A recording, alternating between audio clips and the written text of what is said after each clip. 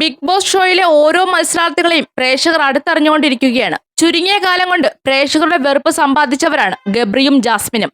ഇരുവരുടെയും കോംബോയിലുള്ള വിശ്വാസക്കുറവ് തന്നെയാണ് അതിന് കാരണം.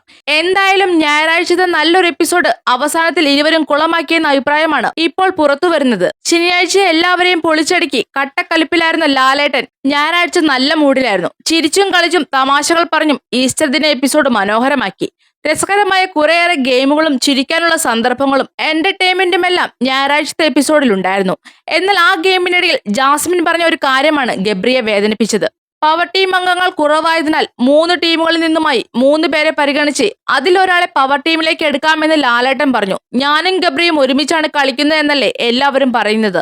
അതുകൊണ്ട് ഞങ്ങൾ 2 ടീമിലായാൽ നന്നായിരുന്നു, ഞങ്ങളിൽ ആര് പോയാലും സന്തോഷം എന്നായിരുന്നു ജാസ്മിൻ പറഞ്ഞത്.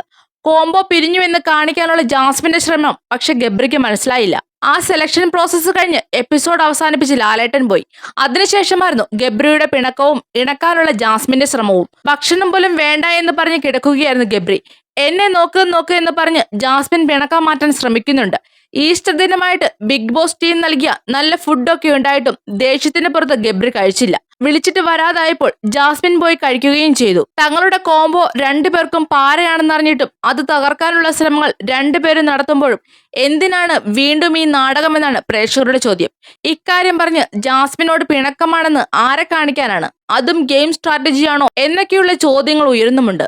ഈ വീഡിയോ ഇഷ്ടമായെങ്കിൽ വീഡിയോയ്ക്ക് ഒരു ലൈക്ക് നൽകുക. നിങ്ങളുടെ വിലയേറിയ അഭിപ്രായങ്ങൾ കമന്റായി രേഖപ്പെടുത്തുക. പുതിയ വാർത്തകൾക്കായി ഈ ചാനൽ മറക്കാതെ സബ്സ്ക്രൈബും ചെയ്യുക.